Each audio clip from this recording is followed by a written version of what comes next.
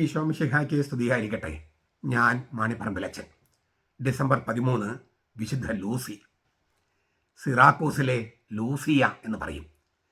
283 അവൾ ജനിച്ചത്. 304 രക്തസാക്ഷിയായിട്ട് മരിച്ചത്. ഡയക്ലഷ്യൻ ചക്രവർത്തിയുടെ കാലയളവിലായിരുന്നു രക്തസാക്ഷിത്വം ഭരിച്ചത്. കത്തോലിക്കർക്ക് പുറമെ ആംഗ്ലിക്കൻസ്, ലൂഥറൻസ്, ഓർത്തഡോക്സ് സഭകളൊക്കെ ഈ ലൂസിയെ വിശുദ്ധയായി വണങ്ങുന്നു. ലൂസിക്ക് 5 വയസ്സുള്ളപ്പോൾ അപ്പം മരിച്ചുപോയി. ബ്രഹ്മചര്യ വ്രതത്തിൽ ജീവിക്കാൻ ലൂസി തീരുമാനിച്ചിരുന്നു. എന്നാൽ ഇക്കാര്യം അമ്മയോട് പറഞ്ഞിരുന്നില്ല. ഇക്കാര്യം അറിയാതിരുന്ന രോഗിയായ അമ്മ അവളുടെ ഭാവിയെക്കുറിച്ചോർത്ത് അവളുടെ വിവാഹം നിശ്ചയിച്ചു. പണ്ടൊക്കെ അങ്ങനെയാണ്, ഈ ചെറുക്കനോടോ പെണ്ണിനോടോ ചോദിക്കാതെ വിവാഹം നിശ്ചയിക്കുന്ന രീതിയൊക്കെയാണ് പണ്ട്. 52 വർഷം മുമ്പ് ഈ ലൂസി ജീവിക്കുന്ന സമയത്ത് 52 വർഷം മുമ്പ് രക്തസാക്ഷിയെ മരിച്ച അഗാത്തയുടെ കബറിടത്തിലേക്ക് തീർത്ഥാടനത്തിന് പോകാനും രോഗശാന്തിക്ക് പ്രാർത്ഥിക്കാനും പോകണമെന്ന് അമ്മ മകള് ലൂസിയോട് പറഞ്ഞു.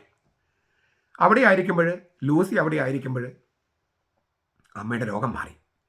തനിക്ക് അമ്മ കരുതി വെച്ച സ്ത്രീധനം ദരിദ്രർക്ക് വിതരണം ചെയ്യാനും തനിക്ക് സന്യാസിയാകാനും അമ്മയുടെ അനുവാദം വേണമെന്ന് ലൂസി അറിയിച്ചു. സമ്പത്ത് നഷ്ടപ്പെടുത്താൻ അമ്മ ഒരുക്കമല്ലായിരുന്നു.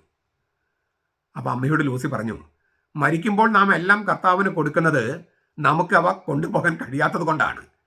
എന്നാൽ മരിക്കുമ്പോൾ നാം കർത്താവിന് കൊടുക്കാൻ ആഗ്രഹിക്കുന്നവ ആരോഗ്യമുള്ള സമയത്ത് നാം കൊടുക്കണം. മരിക്കുമ്പോൾ ഒന്നും കൊണ്ടുപോകാൻ പറ്റില്ല, അതുകൊണ്ട് എല്ലാം കർത്താവിന് കൊടുക്കുന്നു എന്ന് പറഞ്ഞാൽ അത് കാര്യമില്ല.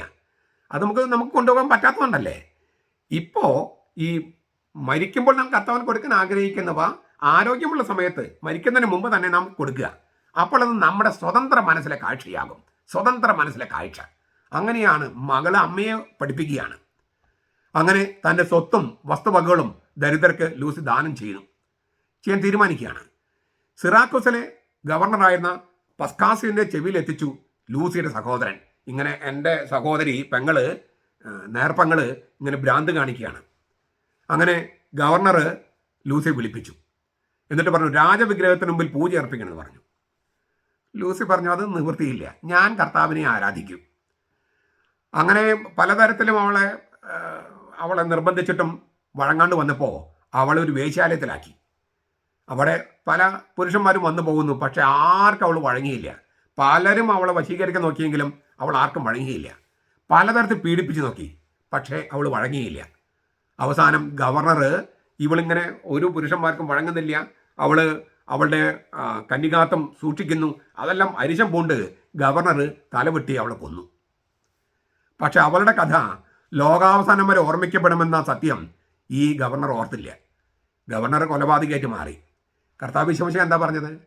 ഇവൾ ചെയ്ത കാര്യം എൻ്റെ സുവിശേഷം പ്രഘോഷിക്കുന്ന സ്ഥലത്തൊക്കെ ഇവളുടെ ഓർമ്മയ്ക്കായി പ്രസ്താവിക്കപ്പെടും. അത് ലൂസിയെക്കുറിച്ചും, അത് കർത്താവിനെ അഭിഷേകം ചെയ്ത സ്ത്രീയെക്കുറിച്ചാണ് പറഞ്ഞതെങ്കിലും കർത്താവിന് വേണ്ടി ഏത് നന്മകാര്യം ചെയ്തതിനെക്കുറിച്ചും ആ വചനം സത്യമാണ്. അത് ലൂസിയെക്കുറിച്ചും സത്യമായി. ഒരു യുവതി, ഒരുപാട് സമ്പത്ത്, പിന്നെ എല്ലാ തരത്തിലും ജീവിതം ആസ്വദിക്കാം. പക്ഷേ ചെറുപ്പത്തിലെ കൊല്ലപ്പെട്ടാലും വിരോധമില്ല. കർത്താവിനോടുള്ള വാക്ക് പാലിക്കാൻ, കർത്താവിനുള്ള സ്നേഹം പാലിക്കാൻ, കർത്താവിൻ്റെ കൂടെ ജീവിക്കാൻ, അതൊരു അസാമാന്യ ധൈര്യമാണ്. വിശ്വാസത്തിൻ്റെ ധൈര്യമാണത്. കർത്താവിൻ്റെ സ്നേഹത്തിൽ നിന്ന് ഉത്ഭവിക്കുന്ന ധൈര്യമാണത്. അത്തരമൊരു വിശ്വാസത്തിൻ്റെ ചങ്കുറപ്പും സ്നേഹത്തിൻ്റെ ആത്മശക്തിയും നമുക്കുണ്ടാകാനും വിശുദ്ധിയിൽ ജീവിക്കാനും നമുക്ക് വിശുദ്ധയുടെ ലൂസിയുടെ സഹായം നമുക്ക് ചോദിക്കാം, പ്രാർത്ഥന സഹായം ചോദിക്കാം, മാതൃക നമുക്ക് സ്വീകരിക്കാം. കർത്താവിൻ്റെ പരിശുദ്ധാത്മാവിന്റെ അഭിഷേകം നമുക്കുണ്ടാകട്ടെ. നമ്മുടെ കർത്താവ് ഈശോ മിശിഹായുടെ കൃപയും പിതാവായ ദൈവത്തിൻ്റെ സ്നേഹവും പരിശുദ്ധാത്മാവിൻ്റെ സഹവാസവും നാം എല്ലാവരോടും കൂടി ഉണ്ടായിരിക്കട്ടെ, ഇപ്പോഴും എപ്പോഴും എന്നേക്കും. ആമീൻ.